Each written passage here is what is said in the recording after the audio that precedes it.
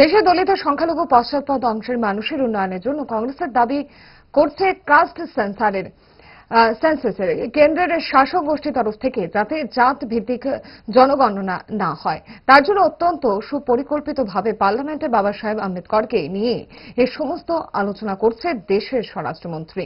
এভাবেই কেন্দ্রীয় সরকারের বিরুদ্ধে তোপ দাগলেন বিধায়ক সুদীপ রায় বর্মন। কাজে এই যখন কাস্ট বেসড সেন্সাস নিয়ে যখন আমরা দাবি জানিয়েছি, আমরা দেখতে পাচ্ছি শাসক গোষ্ঠীর তরফ থেকে